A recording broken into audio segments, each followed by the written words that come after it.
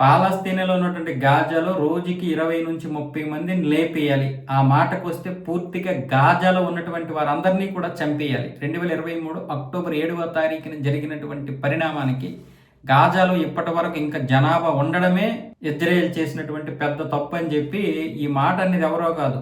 ఇప్పుడు ఇజ్రాయెల్ జాతీయ భద్రతా శాఖ మంత్రి ఇటమార్ బెర్విన్ ఈయన మాట్లాడాడు.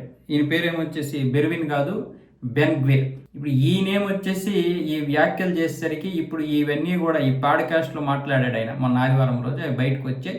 ఇప్పుడు ఇదంతా కూడా ఇజ్రాయెల్ అంతా చక్కెరలు కొడుతుంది. ఇజ్రాయెల్, పాలస్తీనా, ఇరాను ఈ ప్రాంతాల్లో ఇప్పుడు వీడియోలు చక్కర్లు కొడుతున్నాయి. ఇప్పుడు ఇరాన్ ఏం చెప్తుంది అంటే అటు ఐక్యరాజ్య సమితికి వీడియోలు పంపించి చూపించాలి, మనం జాతీయ భద్రతా మండలిలో దీన్ని పెట్టాలి అని చెప్పి ఇరాన్కి చెందినటువంటి అక్కడ పనిచేస్తున్నటువంటి ప్రతినిధులకి ఈ వీడియోలు పంపించడం జరిగింది.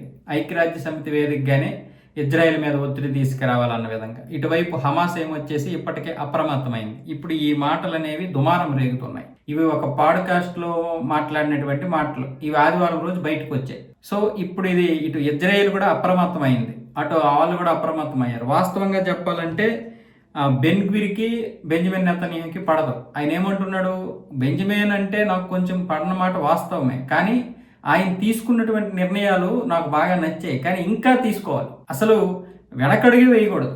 గాజా మీద వెనకడుగు వేయకుండా మొత్తం గాజానే లేపేయాల్సింది అన్న విధంగా మాట్లాడాడు ఇప్పుడు ఆయన. అదే ఇప్పుడు బాగా వైరల్ అవుతున్నాయి.